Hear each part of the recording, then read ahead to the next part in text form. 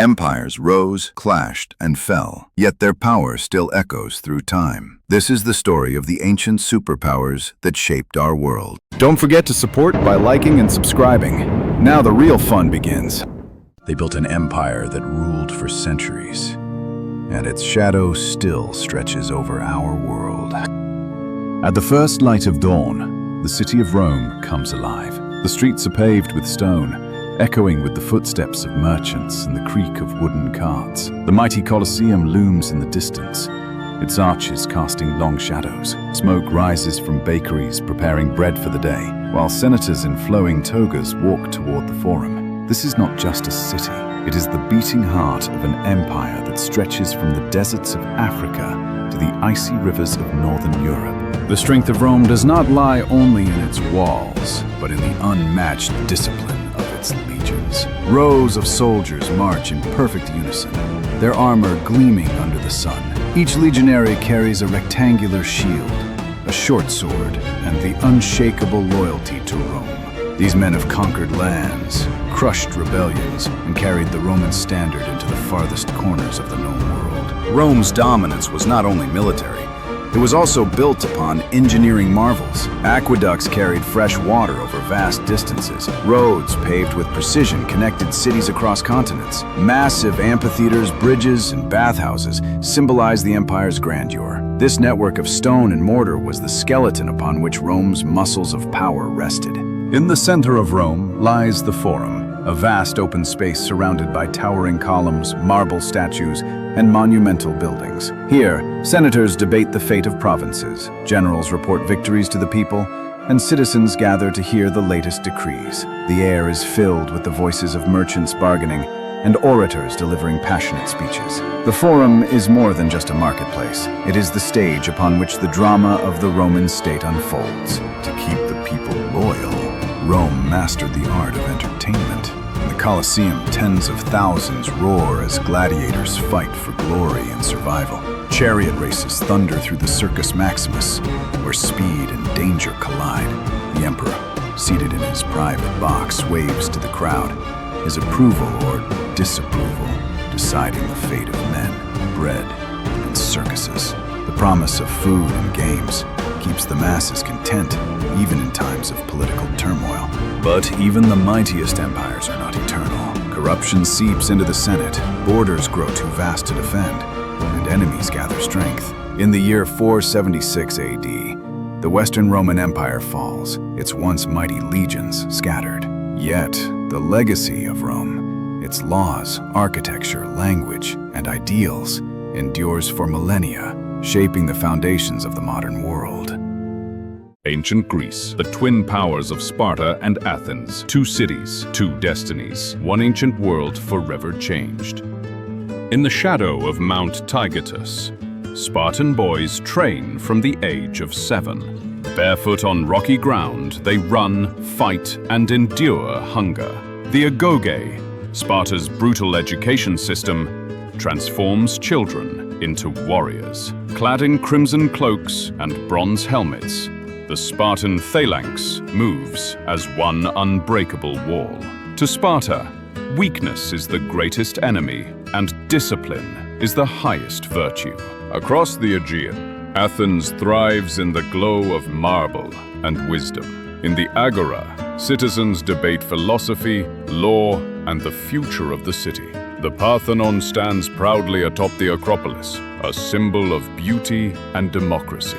Here, art, drama, and science flourish, drawing thinkers from across the known world. For Athens, the pen is as mighty as the sword. When the Persian Empire's vast armies threatened Greece, Sparta and Athens stood side by side. At Thermopylae, 300 Spartans and their allies held back thousands, buying time for Athens to prepare its fleet. At Salamis, Athenian ships turned the tide, striking the Persian navy in a narrow strait. For a moment, rival cities became brothers, united in survival. After the Persian threat fades, Athens enters its golden age. Under the leadership of Pericles, new temples rise. Art and theater reach new heights, and democracy blossoms. In the theatres of Dionysus, tragedies by Sophocles and comedies by Aristophanes captivate the crowds. In workshops, artisans carve marble into lifelike statues. Athens becomes not only a city, but a beacon of civilization. But unity fades, and rivalry turns to war. Athens' growing power alarms Sparta, and soon the two superpowers of Greece clash in a conflict that will last decades. The Peloponnesian War. Spartan armies march across the land, while Athenian ships rule the seas. In the end, exhaustion and plague bring Athens to its knees, and Sparta claims victory, but both emerge weakened. Though their power fades, the legacy of Sparta and Athens endures. Sparta's unmatched military discipline becomes a model for armies across history. Athens' democracy, philosophy, and art inspire civilizations for millennia. Together, they shape the foundations of the Western world, one through strength, the other through ideas. The Persian Empire, lords of the East, an empire so vast, the sun never set on its borders. In the 6th century BCE, a new power emerged in the heart of Persia. Cyrus the Great united warring tribes and forged an empire built on respect for conquered peoples. His armies moved swiftly, but unlike other conquerors, he allowed local customs and religions to thrive. When Babylon fell to his forces, its citizens welcomed him, not as a tyrant, but as a liberator. Built by Darius I, Persepolis rose as a city of kings. Its terraces gleamed with polished stone, and grand stairways led to halls filled with carved reliefs of tribute-bearers from every corner of the empire. Gold, silk, spices, and exotic animals arrived in endless processions. This was not just a capital, it was the beating heart of Persian pride and splendor. The Persians understood that power needed speed. The royal road stretched over 2,500 kilometers, linking Susa to Sardis. Mounted couriers could carry messages across the empire in days, not months. Along its path, way stations offered rest and supplies. This network turned the Persian Empire into a single connected organism, one that could respond to threats or opportunities with unmatched efficiency. At the core of the Persian army stood the Immortals, 10,000 elite soldiers whose numbers never fell below their name. Clad in ornate armor, carrying spears and shields, they formed the backbone of the empire's military might. Wherever the king went, the Immortals followed, their presence both a symbol of power and a warning to enemies. The Persian Empire's ambitions brought it into conflict with the fiercely independent Greek city-states. Darius and later Xerxes launched massive invasions, crossing a Hellespont with bridges of ships. Battles like Marathon, Thermopylae, and Salamis became legendary. Though the Persians could not conquer Greece, the wars cemented their place in history as a superpower whose reach knew few limits. Though the empire eventually fell to Alexander the Great, the Persian legacy lived on. Their administrative systems, respect for local cultures, and monumental architecture influenced empires for centuries. Even in defeat, Persia's grandeur continued to shape the world, a reminder that true power is built not only on conquest, but on unity. The Egyptian Empire, masters of the Nile. Where the river gave life, an empire touched the sky. Herodotus once called Egypt the gift of the Nile, and for good reason. Each year, the river flooded its banks, leaving behind fertile black soil. Farmers grew wheat and barley in abundance, feeding a population that could build cities and monuments. Without the Nile's steady rhythm, the Egyptian Empire could never have risen from the desert sands. Laughed Tutès. In Egypt, the pharaoh was more than a king, he was a living god. Wearing the double crown of Upper and Lower Egypt, he ruled as both political leader and divine protector. From the massive statues at Abu Simbel to the golden mask of Tutankhamun, the image of the pharaoh was a symbol of eternal power. The pyramids of Giza rise from the desert like mountains carved by gods. Built as tombs for pharaohs, they were aligned with the stars and constructed with a precision that still puzzles modern engineers. Tens of thousands of workers labored for decades, moving massive stone blocks with simple tools, creating structures meant to last forever. Egyptian temples were not just places of worship. They were the homes of the gods themselves. At Karnak and Luxor, Towering columns soared toward the sky, covered with hieroglyphs telling stories of creation, battles, and divine blessings. Priests performed rituals each day, offering food, incense, and music to the gods, ensuring the balance of Ma'at, the universal order. The Nile was not only Egypt's lifeline, but also its highway. Sleek wooden ships sailed up and down the river, carrying grain, gold, and soldiers. Warships defended Egypt's borders, while trading vessels connected the empire to Nubia, the Levant, and beyond. The control of the Nile meant the control of Egypt's wealth and security. Even after foreign powers conquered Egypt, its culture endured. Greek rulers adopted Egyptian customs, and Roman emperors built temples in the pharaonic style. The hieroglyphs, the art, and the monuments remained, inspiring countless generations. Egypt's legacy is a reminder that true greatness can outlast the rise and fall of empires. China, the Han Dynasty, architects of the Middle Kingdom. They built roads of silk and walls of stone, and a nation that would endure for millennia. In 206 BCE, after years of civil war, Liu Bang emerged victorious and founded the Han Dynasty. Unlike the harsh Qin rulers before him, Liu Bang sought stability through diplomacy and fair governance. The capital, Chang'an, became a hub of politics, trade, and culture, welcoming travelers and merchants from across the known world. Under Emperor Wu, China reached beyond its borders. The Silk Road connected the Han Empire to Central Asia, Persia, and Rome. Caravans carried silk, paper, and spices westward, returning with glass, precious metals, and horses. This network of trade brought wealth, ideas, and cultures together like never before. Though the Qin had begun the Great Wall, the Han expanded and reinforced it, stretching it deep into the deserts of the north. Watchtowers stood like sentinels against the horizon, guarding against raids from nomadic tribes. Soldiers patrolled day and night, their presence a reminder that the empire's borders were strong and unyielding. The Han Dynasty was a golden era for Chinese science and technology. Court scholars invented paper, transforming record-keeping and literature. Astronomers mapped the heavens with remarkable accuracy, while engineers developed new tools for farming and construction. These innovations didn't just strengthen the empire, they became gifts to the world.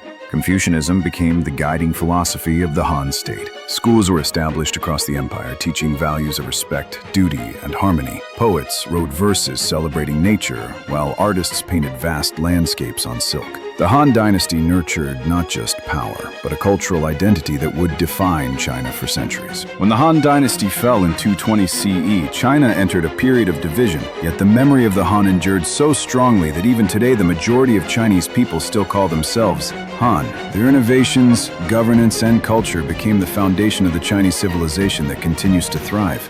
Carthage, masters of the Mediterranean. They ruled the seas until the flames consumed their city. Founded by Phoenician settlers, Carthage grew into a hub of trade linking Africa, Europe, and the Near East.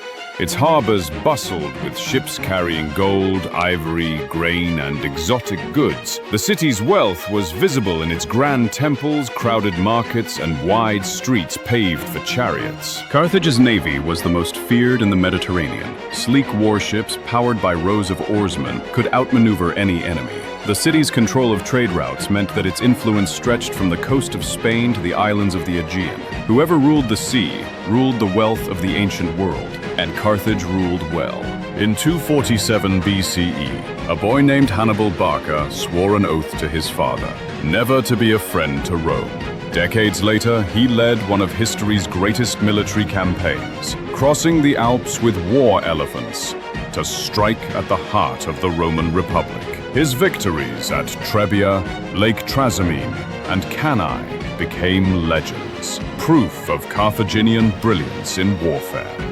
For over a century, Rome and Carthage fought three brutal wars known as the Punic Wars. Battles raged on land and sea, with fortunes shifting back and forth. At first, Carthage's naval strength and Hannibal's genius kept Rome on the defensive. But Rome adapted, building a powerful navy and striking deep into North Africa. In 146 BCE, during the Third Punic War, Rome laid siege to Carthage. For 3 years the city resisted, but famine and fire finally brought its walls down.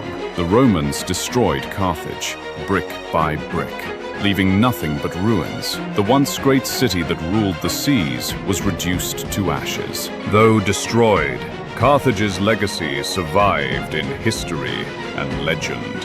Roman generals studied Hannibal's tactics for centuries. The city's spirit of trade and navigation influenced Mediterranean commerce long after its fall. Carthage remains a symbol of both the heights a civilization can reach and the depths to which it can be brought down. They weren't just empires, they were the superpowers of the ancient world, a city of wonders where myth and history walk hand in hand. Babylon's origins stretch back over 4,000 years, but it was under King Hammurabi in the 18th century BCE that it became a true empire. Hammurabi united the cities of Mesopotamia under one rule, establishing a powerful capital that would dominate the region for centuries. One of Hammurabi's greatest legacies was his code of laws, carved into stone for all to see. It covered everything from trade to justice, introducing the principle that even rulers were subject to the law. An eye for an eye became the most famous phrase, but the code's deeper purpose was order and stability. Perhaps the most enchanting of Babylon's wonders were the Hanging Gardens, said to have been built by King Nebuchadnezzar II for his queen. Terraces overflowing with greenery and flowers cascaded down the palace walls, an oasis in the heart of the city. Whether myth or reality, the gardens became a symbol of Babylon's beauty and grandeur. Babylon was surrounded by massive defensive walls so wide that chariots could race atop them. The most famous entrance, the Ishtar Gate, was adorned with blue glazed bricks and golden depictions of lions, dragons, and bulls. Passing through it was like stepping into a city built by the gods themselves. Babylon was not just a city of power, but of learning. Astronomers mapped the movements of the stars, predicting eclipses with astonishing accuracy.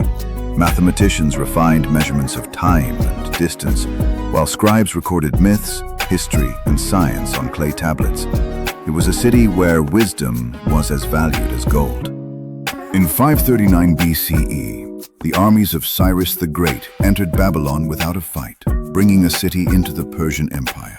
Though Babylon eventually declined, its memory endured. The laws of Hammurabi, the myths of Gilgamesh, and the legend of the Hanging Gardens ensured that Babylon would forever remain one of history's greatest cities.